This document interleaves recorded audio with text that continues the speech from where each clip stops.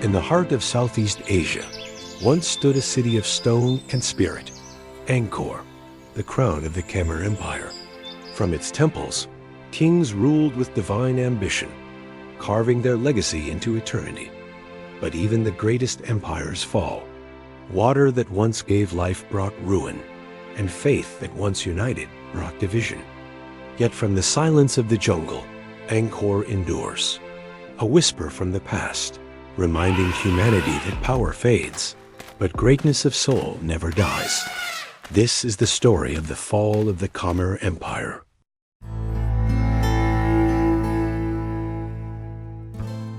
In the heart of Southeast Asia, the Khmer Empire stood as one of the greatest civilizations of the medieval world. Its capital, Angkor, was a city of splendor, filled with towering temples, grand causeways, and intricate carvings that reflected divine harmony. Angkor Wat, dedicated to the Hindu god Vishnu, symbolized the empire's spiritual devotion and engineering genius. Under powerful Khmer kings like Suryavarman II and Jayavarman VII, the empire flourished, extending its influence across Cambodia, Thailand, Laos, and Vietnam. But behind its grandeur lay the seeds of decline, environmental strain, shifting trade routes, and internal power struggles. The story of Angkor's rise and fall remains one of the most captivating chapters in Cambodian history, where glory met destiny in the tropical jungles of Asia.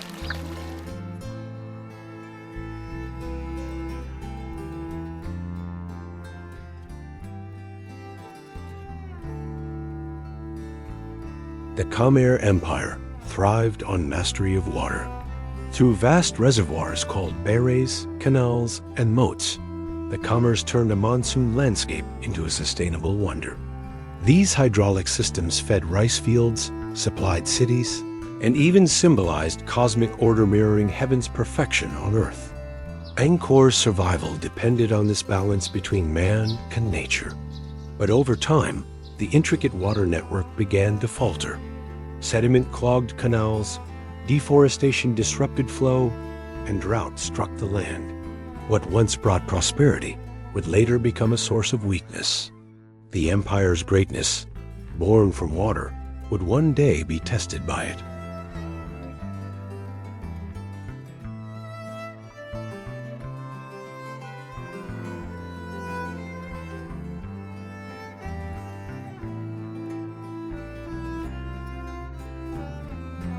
At the heart of the Khmer Empire stood its divine kings-rulers who claimed the mandate of the gods. Suryavarman II built Angkor Wat as a temple and tomb, blending devotion and authority.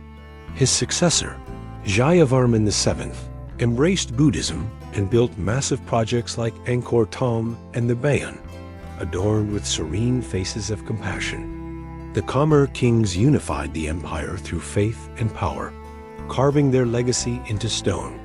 Yet their ambition drained resources and manpower. Monumental construction became both a symbol of greatness and the weight that strained the empire's strength.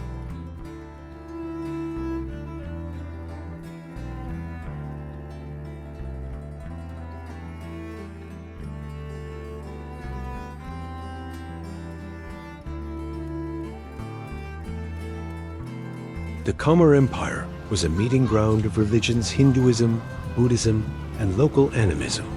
Angkor Wat honored Vishnu, while later temples reflected Buddhist compassion. Pilgrims, monks, and artisans came from across Southeast Asia, turning Angkor into a spiritual capital. The city's temples were not only places of worship, but also libraries, hospitals, and schools. Stone inscriptions recorded prayers and royal decrees, preserving a world where the sacred and political were intertwined. Yet as beliefs shifted, unity weakened. The balance between faiths that once defined Angkor began to fracture.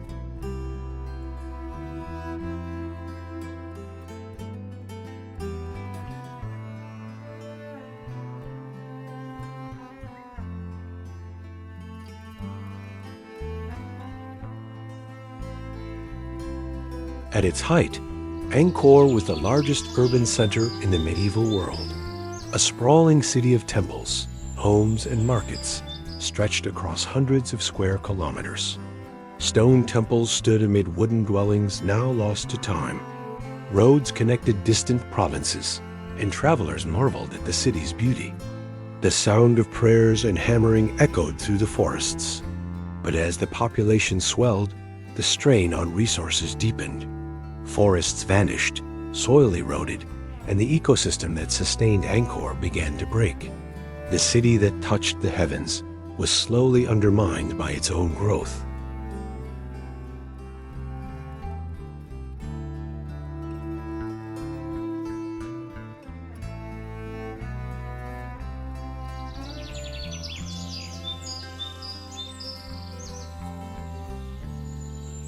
During the empire's height, Khmer armies marched far beyond Angkor. Their banners reached the Mekong Delta, the mountains of Laos, and the coasts of Thailand and Vietnam. Roads and temples followed their conquests, linking the empire through culture and devotion. Yet this expansion came at a cost. Constant warfare drained the treasury, and the vast lands became difficult to govern. Regional governors gained independence, and loyalty began to fade. What was once a united Cambodian empire started to fragment as ambition outgrew control. The heart of Angkor beat strong, but its edges began to crumble.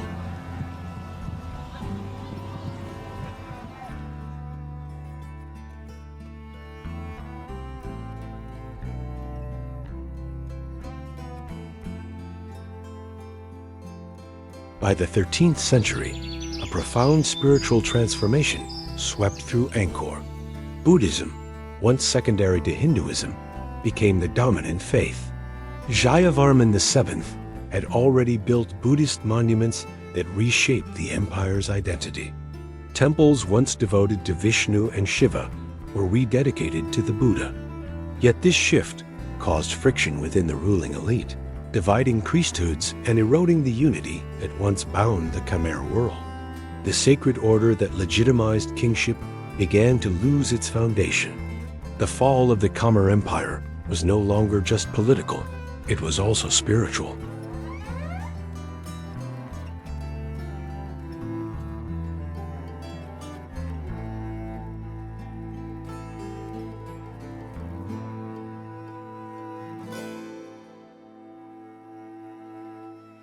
As the Khmer Empire weakened, new powers rose around it. From the west came the Siamese of Ayutthaya, expanding into former Khmer lands. Their armies raided temples, seized artisans, and carried away the empire's treasures. Angkor's defenses, once unmatched, now stood vulnerable. The capital was invaded several times, and its people fled deeper into the Cambodian heartland. The once mighty empire, which had dominated Southeast Asia, now found itself fighting merely to survive. The fall of Angkor had begun.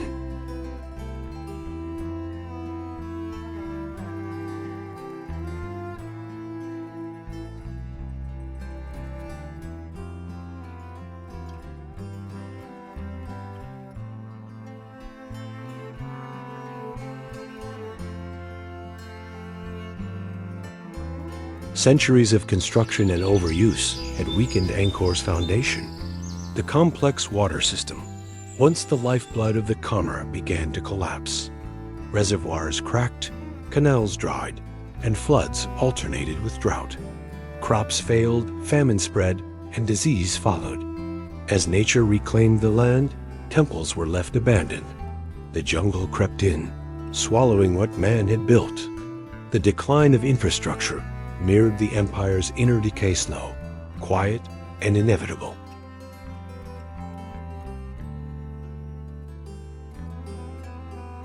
By the early 15th century, Angkor was no longer the thriving heart of the Khmer Empire.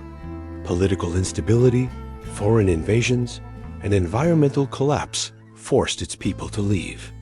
The royal court relocated south to Phnom Penh, closer to new trade routes along the Mekong. The city of Angkor, once the largest in the world, was left to the jungle. Temples crumbled, lakes dried, and silence fell where prayers once echoed. The collapse of Angkor marked not just the end of a kingdom, but the fading of a civilization that had once shaped Southeast Asia.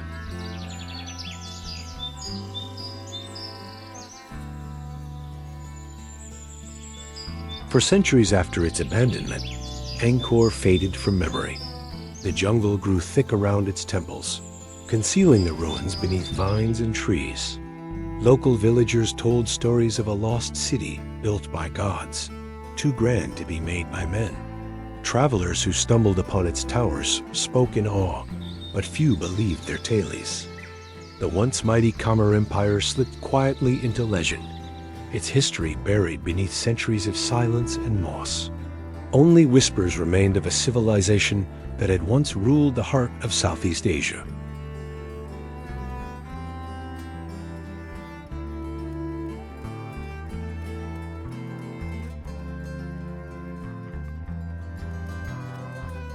In the 19th century, Western explorers reignited the world's fascination with Angkor. The French naturalist Henri Mouad, upon seeing Angkor Wat in 1860, wrote that it rivaled the greatest monuments of Greece and Rome. His journals sparked global wonder. Soon, archaeologists, photographers, and adventurers arrived, documenting every carving and corridor. To the world, Angkor became a symbol of lost glory and human brilliance. For Cambodia, it was the awakening of identity, a reminder that their ancestors had once built an empire that touched the divine.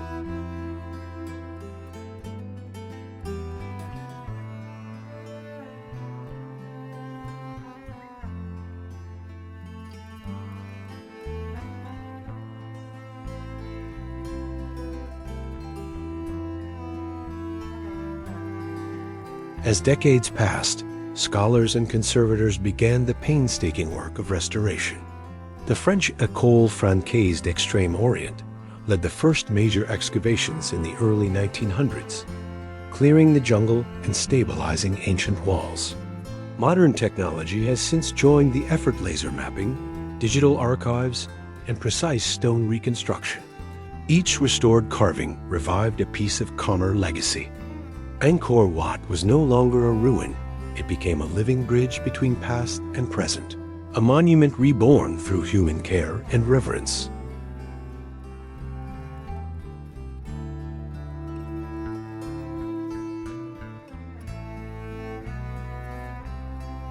During the French colonial era, Angkor became a symbol of both pride and possession. While preservation efforts continued, the Khmer people themselves were often sidelined from their own heritage.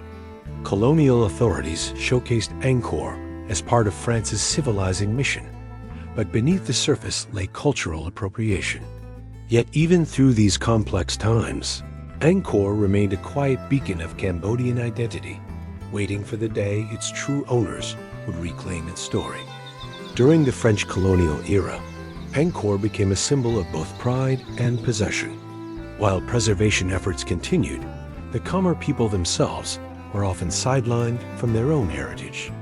Colonial authorities showcased Angkor as part of France's civilizing mission, but beneath the surface lay cultural appropriation.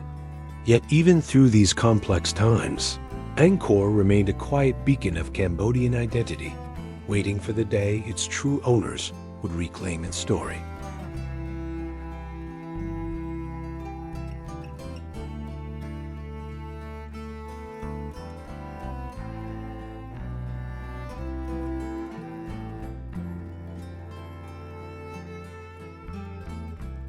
The 20th century brought new darkness to Cambodia. Civil war, foreign intervention, and the rise of the Khmer Rouge left deep scars. Many temples were looted, statues destroyed, and knowledge lost. Yet Angkor Wat stood resilient, damaged, but not broken. Amid suffering, it remained a symbol of endurance. The same stones that once witnessed kings now stood as silent witnesses to the trials of modern Cambodia, enduring the storms of both time and humanity.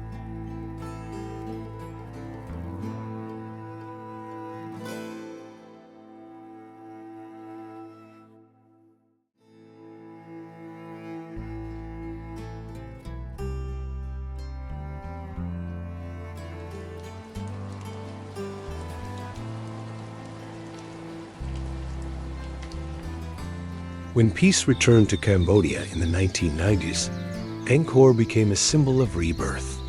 The nation turned once again toward its ancient heritage for healing. Restoration resumed, tourism flourished, and the temple's image was placed proudly on the national flag.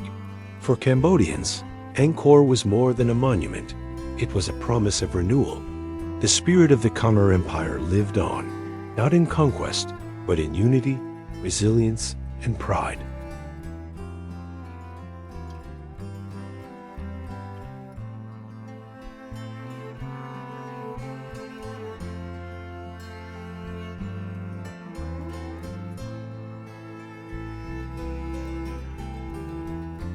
Today, Angkor Wat stands as one of the most visited heritage sites in the world. Millions walk its causeways each year, marveling at its intricate carvings and majestic towers. Yet beneath the footsteps of tourists lies a sacred past that still breathes. The monks who chant in the courtyards, the locals who offer lotus flowers, each keeps the ancient spirit alive. Angkor is not just history, it is living culture, enduring through centuries.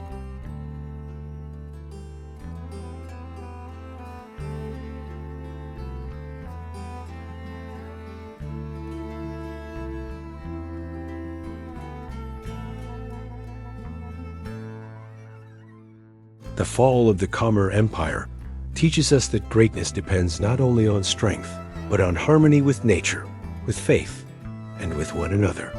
The same waters that built Angkor also destroyed it when balance was lost. Its temples remind us that civilizations rise and fall, but wisdom endures. Through Angkor's story, humanity sees a reflection of its own, our triumphs, our mistakes, and our eternal search for meaning.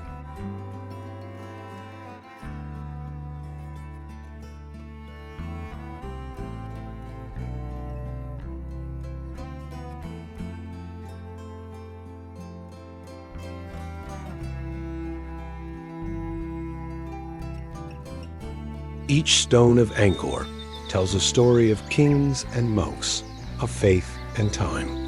The carvings still whisper the songs of the empire, their details untouched by centuries of rain. Tourists see beauty, but historians see resilience, a civilization that refuses to be forgotten.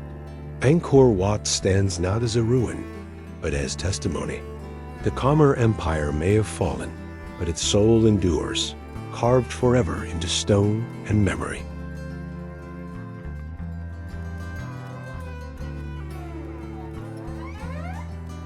Today, the legacy of the Khmer Empire lives in every Cambodian heart. Its art, language, and architecture inspire pride and continuity.